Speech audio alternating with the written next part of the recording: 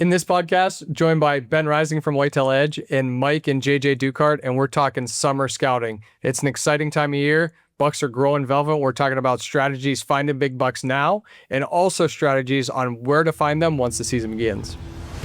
The Deer Society podcast is brought to you by Illusion Hunting Systems, Onyx Hunt, Reveal Cellular Cameras, 10-Point Crossbows, Prime Archery, Loophole Optics, G5 Broadheads, Osseo Gear, Raw Frozen Scents, and HHA. Well, it's getting to be an exciting time of year as we approach, the mid to end of July here, getting towards the end of the summer, and fall is quickly approaching. Lots of time in the field right now. That work is starting to come to fruition, and now gears are going to start to somewhat shift to scouting. Bucks are growing. Velvet's getting bigger and bigger every day. So talking about scouting, summer scouting and velvet bucks. Ben, I know you have referred to the velvet phase sometime as fool's gold. You can see a lot of big bucks in some places. They may not be there when the season hits, but they still may be. So when it comes to summer scouting, where does your head go? How do you do some of your summer scouting, and what do you think of this time of year? Yeah, well, I typically, years ago, I used to just run the roads constantly, when I was younger, and was just so ate up with it that I couldn't control myself, you know what I mean? But as I've gotten older and, my mood has changed. I guess you'd say, like my buddy Tim calls it, he goes, I don't hate him as much as I used to, and you don't hate him. It's just you're in love with him and you just let it consume you. But with age, you become a little more, I guess methodical to a degree, but like I still like to ride around some. But the area that where I live, it's kind of hard to drive a lot and look for deer. Like there's just not a lot of big open crop fields where I live. Other places I hunt out of state, you could do that, but I'm just not there typically. So I kind of rely a lot on, camera intel. But if you have places that you can be watching bean fields right now, or, alfalfa fields are going to be magnets this time of year, and growing bean fields, soybeans, at least in the areas that I hunt, you can glass some deer, you can be seeing them from a distance, and kind of know what's around, and I feel like, you can have areas that you're going to be glassing and those bachelor groups are hanging out. Well, those bucks are going to disperse, but it may give you some intel, like I need to find some permission in this area. These bucks are going to end up somewhere, may not be on this exact farm right here because this food source could change, but they're going to be in this general vicinity somewhere in this block, So it's good intel to just have if you found a really good one. Running the trail cameras, like we've talked in some other podcasts, like I have some areas that I hunt that I don't get a lot of velvet in the summer. And then I have a farm or two that I can hunt on that you do get a lot of velvet in the summer. But then as the season approaches, they're not there. So I call it fool's gold. Like you just can't, I don't feel like you can just base, everything off of velvet sightings or pictures or, whatever. But then again, I felt like there's two sides to that coin. Like every state's different, every deer is different. And, take for instance, in Ohio, baiting is legal there. So a lot of my buddies that will send pictures of giants that they're getting on camera on a, feeder or a bait pile or a mineral lick, they do end up still having those deer in fall. So I think everything's just a little bit relevant, but like my area, there's a lot of timber, less crops, the crops that are there get hammered by the deer. A lot of times in the hill country, like I was saying, you get deer that tend to be in the bottoms a lot in the summer. Then as, that velvet starts to shed in their hormones, they start working their way back up in the hill country. I've noticed that a lot. So I try not to get too nervous in the summer if I don't have bucks in velvet. Yeah, I think what you're talking about, some of the pros and cons to that is, okay, inventory, so you know what's in the area. You know what I mean? If you have access to that land, it's kind of nice to know, but like you said, they're going to split out. Now, In our case, sometimes the bigger one, and I'm going to call it the buck family, the bigger one may stay in that area like you're talking about. We've noticed that. But you can't really rely on, oh, I'm going to kill that deer right there. You know what I mean? And as far as the negatives, if you put all your stock into that, they're going to change. It almost seems like, because we start, middle September, they switch food source right at that time and they lose their velvet. So they start, behaving differently. They start, polishing that. All those things change. And so the consistency of strategically shooting a deer where you're seeing it hanging out in velvet, I think that's a con. I don't think that's to your advantage, but it is good for inventory. Now, a pro of that is like, now you're going to get excited, Now, oh God, there's this buck here and I know he's going to be, well, just remember when the velvet comes off, he's going to shrink too. He's not going to be as big as you think he is. But with that being said, because they do look like giants, don't they? Right. I mean, they just look like giants. And, so it can get you excited. It can get you strategizing. It can get you engaged. I think that can be a pro. But like you said, as time goes on, as you get older, you don't put a lot of stock into that. When it comes to actually scouting those deer, the food, it's all about the food. Like you said, it's beans where you are. It's pretty much that here. But then look at your weather fronts, okay? It's just like you're hunting. Use strategy. When are they going to get up? When are they going to move? When am I going to see them in daylight? You know what I mean?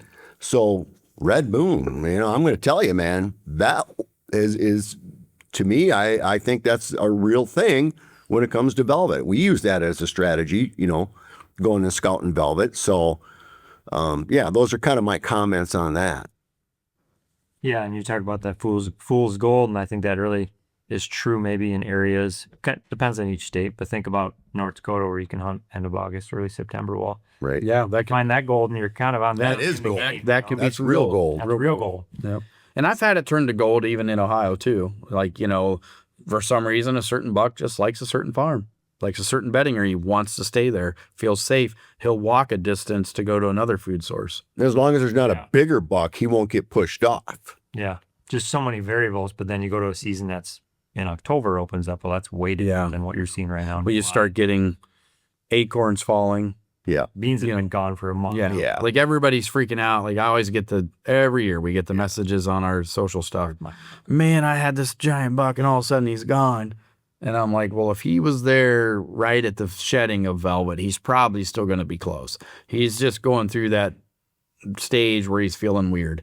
Like his hormones are changing. He's losing his velvet. He's just being like, they kind of go into this little seclusion thing. And I said, probably if you don't get him within 2 weeks, he's probably gone. They start to kind of split up about that too. Yeah. If he's there, you're going to get him again within 2 weeks. And that typically is the case. It takes, sometimes some are different though. Some are right there again, but then some are, they don't show back up till 2 weeks. Or sometimes you start picking them up on an acorn flat back in the timber somewhere if you got a camera monitoring that or whatever, they just, it just depends. And then some just move off. Like I had a scenario, and I think I've talked about it on podcasts. I don't know if it was any for you guys, but I had a certain farm that I used to be able to hunt on years ago that 2 years in a row, I got a buck. We called him Shovels. 2 years in a row to the day within the hour. Only pictures I ever got of that buck were on one camera. And I know what he was changing home range. And it was right at the shedding of velvet. Like it was always in September, around September 12th. I think it was September 12th was the day. 2 years in a row to the freaking hour. Got the only pictures I ever got of that deer. Never knew about him. Never knew if he got killed. Nothing. And he was a stud. Like I tried everything to find that deer and I could not find him anywhere. I don't know how far he went. I always wanted to know. Like I wish I could know the story to that deer. How far did he travel? Like where was he coming from and where did he go? But he went by that one. He walked this one tree line, walked by this one camera both times, 2 years in a row. So flip that scenario for people that might be getting discouraged because they're not seeing the bucks, So you've been all talking. I'm getting is does. It's just a nursery. Yep. Well, I don't freak out about that now. I used to a little bit when I was younger. I used to think, oh man, no, I got a nursery here. Well, then all of a sudden, bam, them bucks show up, you know. And so that's why I'm not a giant advocate either on just like wiping out your does either. Like I think you have to manage your does, but I think you have to take that into a scenario of knowing, okay, do I have too many deer? Do I have too many does? You know, that goes by just hunting and experience and knowing like, okay, we've got a lot, or we need to, you know, thin some down. But I'm not a real believer in that whole advocate either of like, if a mom's got 2 button bucks and you shoot her early season, those button bucks will stay there. I don't necessarily go with that theory myself. Like, yeah, they might stay, but because that's all they know. But I think Mother Nature, God has created the deer herd in a sense of that it manages itself when it comes to the interbreeding. Like 1.5-year-old bucks just leave. You know, moms push off younger bucks at a certain time. That's just a natural thing. Younger bucks will leave on their own typically. I don't know that that's, I mean, I know some guys truly believe it, and maybe it does work to some, but that's just not a theory that I buy 100%.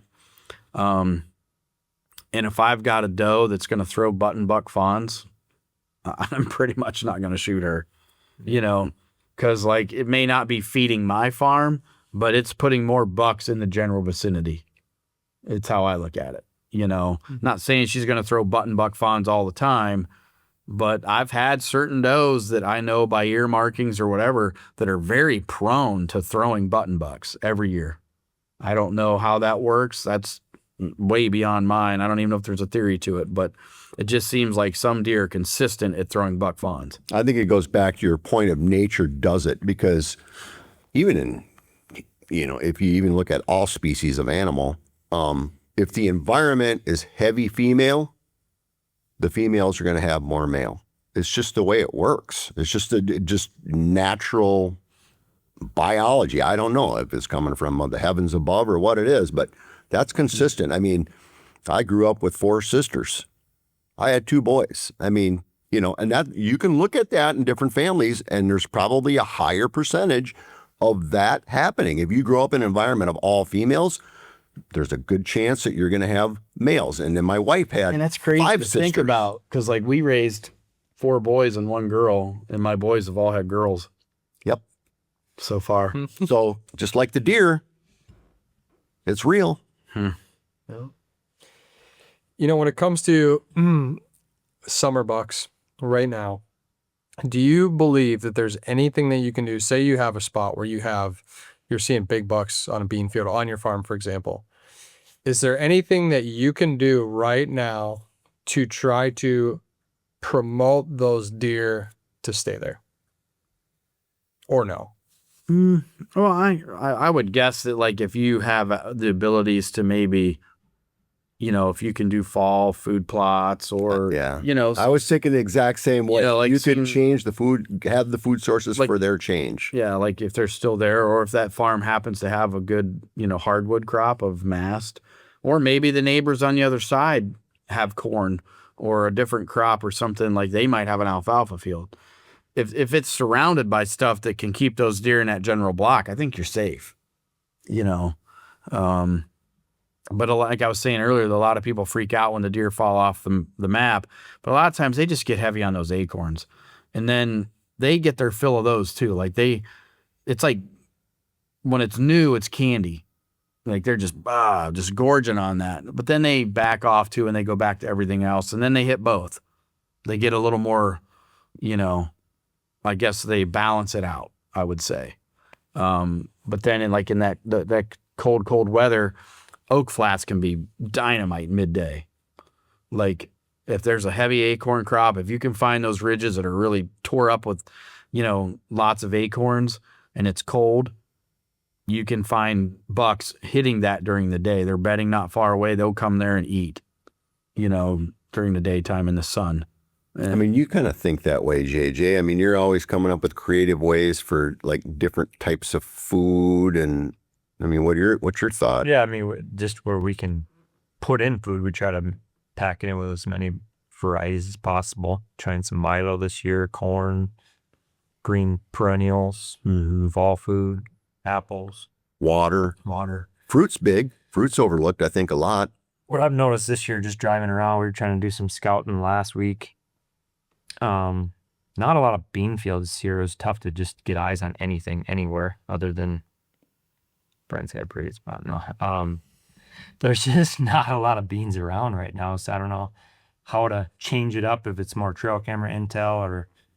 But we get a lot of intel on fruit, though. But it's more like Early. internal. You can't glass that. Yeah. It's Right. just like that's tough. So it hasn't been a year around here of like velvet scouting as much as been. No. I've just learned, like, so I don't know, and maybe I'm getting lazy. I don't know what it is, but I've just got to a point where I'm like, what's there is going to be there, and I'll hunt it. Like, I'll know that it's going to be there when it's time. And when it shows, yep. Like when season's in, and I know those bucks are there. I've got pictures of a deer I want to shoot, or I've seen it. Then I kind of like, okay, I'm not. I don't know. I think I've wasted so much effort over the years of doing, like we were talking in one episode about hanging stands and being prepared and that's good to do. And I still do that, but I have found myself where I have done so much at times that I just didn't need to do that, And I also think that we can go into farms and we can make them worse. I've talked about that before, like where you go to a farm that's just notorious for having big deer over the years, but it's pressured, but there's always a big one on it. And then you say somebody buys that farm, or you buy it, or you do something with it, and you go in there and you do all this fancy stuff to it, and all of a sudden those big bucks aren't there anymore. Like, I think you just never know. Like, That's valid. I feel like sometimes you can just let a farm be, let it grow up, and sometimes I think you'll have just as big a deer. So that's why I don't want to say that the food plots and all the stuff that we do is senseless, because it's not. But I guess I'm trying to encourage listeners too that look, you don't have to have the most managed, manicured, food plotted farm to have a giant buck. Mm-hmm. You just really don't have to. I mean, for years and years, the amount of booners I killed were not on those types of farms. No. It's just the last 10 years I was able to start buying a little ground. And even then I wasn't managing them to the point of some people. And I still don't. We still do a lot of food plots and things like that. But do I think you got to have them? I don't necessarily think you do. There's things you can do to definitely make things better. But I honestly believe that's also that you're going to see more of the results of the deer you're growing 100%. that are growing up there. So with that being said, your thought process on that, like a natural farm, you like that thickness? Is that what you're thinking? So if you got a stand of a bunch of maple, growed up dairy farms, pastures, weedy 4B fields that a fallow field that hasn't been farmed for 3-4 years are money for big bucks. I've seen more booners around that than I have anything. Years ago, you go back to the hunt, my very first gross boon deer was a deer we called the Big 9. It was on Whitetail Madness 6 on the Drury's. I think it was 2002 it would come out. But I watched that deer some in the summer in beans, filmed him in velvet, just a freaking giant, typical. And then I ended up killing that deer. He lived on a 3-acre hill, 5-acre hillside that was an old growed up dairy pasture that was just briar patches, sumac, junk like that. And it led down into a growed up area that was not farmed anymore. Mm-hmm. And that deer, and on the other side of it was another 10-acre field that had gone fallow. Same thing. Little saplings were starting to grow in it, but had a lot of goldenrod, just junk stuff. But when you'd go out in there and sift through it, there'd be little clover forbs and different things within that weeds. I could literally get high up in the trees and we could watch, you'd see the weeds moving. And all of a sudden, you start looking, bam, be a giant. Just, me and Tim had such good fun hunting like that. And I ended up killing that deer. But the next year we tried to hunt another big one like that, and I got right on that deer. I mean, I was on him. And I called him BW because he was big and wide and had a big old point coming in the middle of his head. And I figured out how he was coming in and out of this CRP grass, like this growed up field. And the farmer that I was hunting on that allowed me to hunt his little spot, I could hunt both pieces, but you really couldn't hunt that growed up field. There was no trees in it. Like you couldn't hunt it. Like you had to just hunt the very edge of it. But I figured out where he was going from bedding out in the middle of that junk and eating all day. And then he'd go in to this other hillside and then he'd work his way to the crop fields.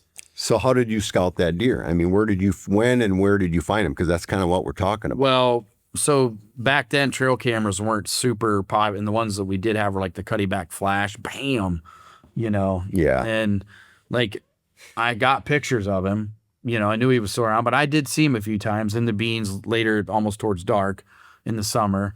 And then I would watch him from a tree. I would climb this tree and I'd get up real high and I could watch over this field. But I kind of got that deer pegged, and classic scenario of, you know, you're being friendly to the guy letting you hunt and giving up too much information. And his brother-in-law slipped in there one day and I went to get in my stand and his brother-in-law was right beside my tree. Had put a climber in. He got off work early, went in there, and me and Tim just backed out then. I wasn't going to ruin his hunt. You know, I was like, well, what can I do? It's farmer's brother-in-law. Nothing I can do about it. Yeah. And so we went up and sat up on a hill and thought, well, maybe he'll win that guy or whatever. And we literally heard him get shot. Oh, wow. Yeah, we heard the crossbow go. So back to that environment you're talking about, do you think it's a combination of thickness, natural thickness, overgrown, and lack of activity? Yeah. Yeah, I think it's all that. Like, I mean, and these bucks just felt so comfortable in there, you know, and for 2 years in a row to have a 180-inch deer take that spot tells you, you know, Ranger that I killed 3 years ago, 215 inches, that deer was the same kind of stuff. There's no farmers going in and out. There's I had to milking plant cows. a little clover plot at the end, just as a little drawing card, thinking, okay, maybe, but I planted it up in there right at the end of all this bedding, all this growed up CRP grass where there's goldenrod growing, thinking, okay, he's got to be here somewhere. And I always got pictures of him at the other end of the field.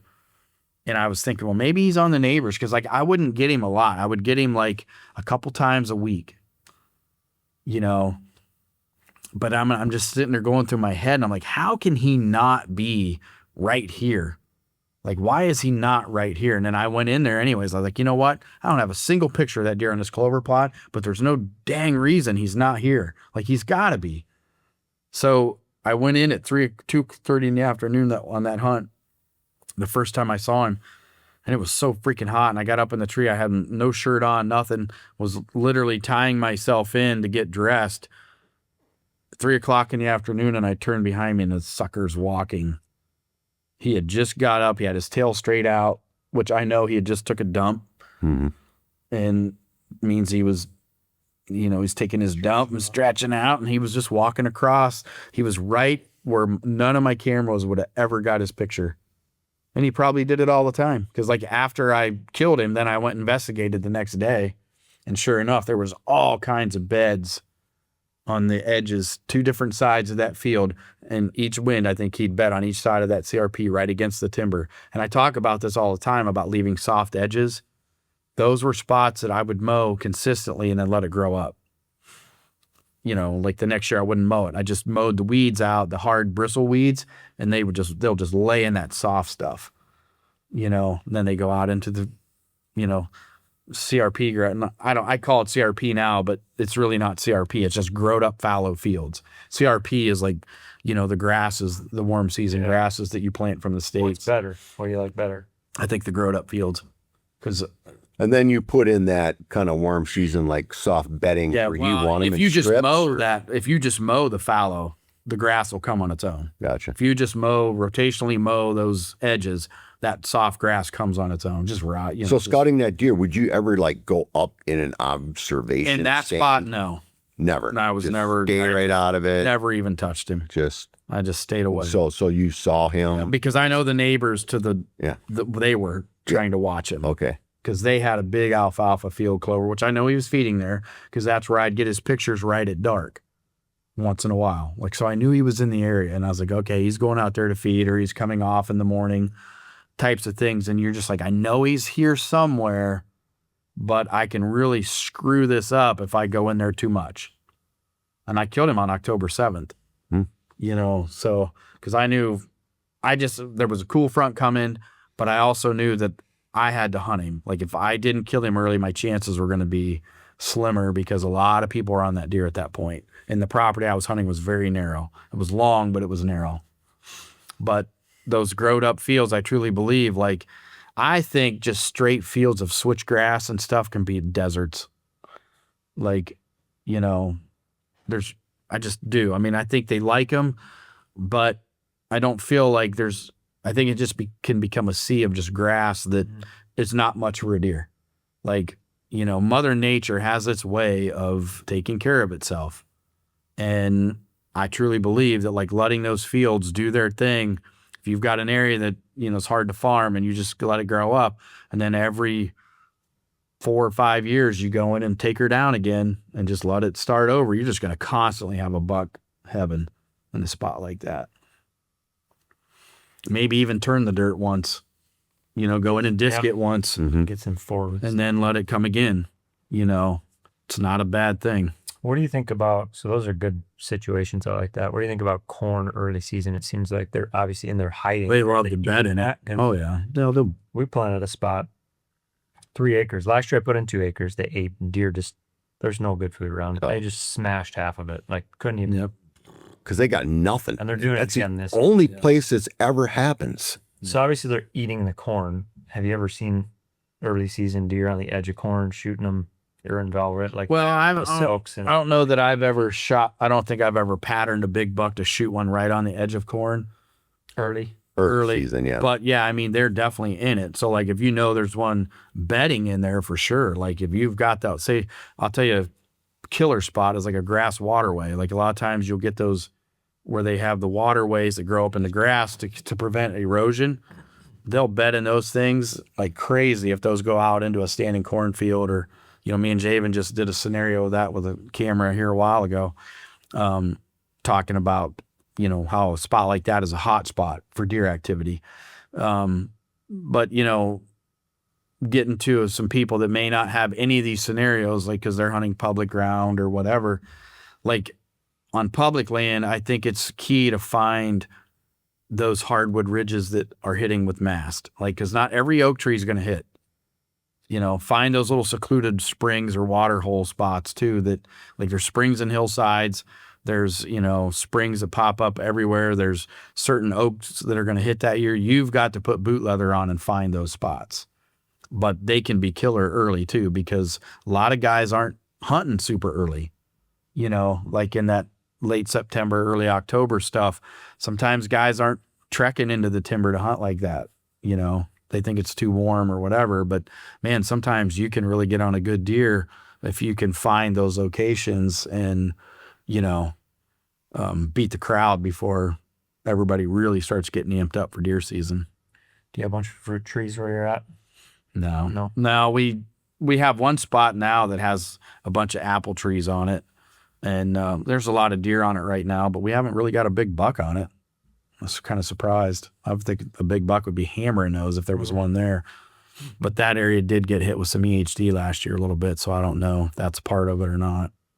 What about water early? It seems like maybe they don't need it quite as much early, or there's more water around, or... Yeah, it's just hard to say. I mean, we just installed some of those earth blind ponds. They're called, Javen. Yeah, earth ponds. Got them from Lincoln at Packer Max. And, you know, the deer are starting to use those. We've tried to put them in some strategic spots because it's hill country, to where the deer don't have to go to the bottoms to drink. Right. Because they're bedded up. You know, they bed more in the fall. As the fall comes on and frost hit and all the stuff in the bottom starts to die, those deer that were bedded close to the creeks or more, they tend to move up more. So I'm trying to give the deer something a little closer to the habitat that they want to be, where I'm trying to pull them to a food plot or standing corn or whatever, and give them the water, give them everything all at one time, making our mock scrapes, you know, things like that, and trying to just keep those deer busy where we can get a shot at them or, you know, get them to a certain age. Yeah, I mean, if you're thirsty and somebody lays down a, you know, cup of water or whatever, you're not going to walk by it to go to the kitchen. You know what I mean? If they give it to you, if it's there, you're going to, you'll It takes accept them a while to get used to it. Again, it's all part of that management thing that we were talking about. Like, you know, some of these bucks we've got, they're walking by going, what the hell's that? You know, like they're kind of like, huh? But did you notice that one at the T-post, he's starting to drink now? Like, they're like, oh, that's kind of convenient. I kind of like this. Yeah, it took 2 years for him to get this one water thing that we put out. And then once the does and fawns started to hit it, and I think they got some deer smell around it and stuff, then the bucks were, oh, I guess it's okay. But you could catch them on camera going, whoa, hey, whoa, what's that? You know? That's not a mud puddle. You know, like it's weird how that works. But again, like I think finding those natural spots where big deer are sometimes and literally leaving them natural and just using your woodsmanship to get on them is really the funnest way to hunt too. Yeah. I mean, it's a rewarding feeling. And I know that's why guys that hunt public feel so rewarded when they do kill one. Doesn't even have to be a giant buck. But, you know, you're hunting a really pressured deer, you know, getting a lot more pressure from just anybody. You don't have anything special that you can do to it because you're not allowed. And it's just your woodsmanship that's putting you in those spots. And when it comes together, you just feel really dang good about it. Yeah, that's good stuff. I mean, that's the way we used to hunt all the time. And in fact, we'd hunt people, you know, so you strategize around people. But now that we have our land and we're getting into the management, we're really thinking more about the doe and creating a behavior pattern, because you talked about how deer will do things generationally for long periods of time. Well, we're starting that at the doe and fawn level. And we've noticed now after 5 and 6 years, now the bucks are The deer herd just that. does it. Yes, they just do it now. So It becomes but natural. it's a lot of work and it's a lot of time. You know, it's a different thing. Yeah. Different thing. For sure. Well, exciting time of year. It is always exciting to get out there and see what bucks are around and glass some bean fields or get your cameras out. Always keep in mind those deer are going to shift when the season comes. Not always, but a lot of the times they shift. So pay attention to that. Pay attention to where those deer are going to be during those times that you're going to hunt. So good luck out there scouting. Send us, you see some big bucks, get some good pictures. Definitely send them to us. We'd love to share them. We're going to keep sharing information as we go along here as the season gets closer. So pay attention to the Deer Society. Ben, thank you for all the information. Thank you for being a part of the Deer Society. If you guys want some more information from Ben, definitely go out, check out all his stuff at Whitetail Edge. Unbelievable stuff there, big bucks. So we appreciate it. And good luck out there scouting. The Deer Society podcast is brought to you by Illusion Hunting Systems, Onyx Hunt, Reveal Cellular Cameras, 10-Point Crossbows, Prime Archery, Loophole Optics, G5 Broadheads, Osseo Gear, Raw Frozen Scents, and HHA.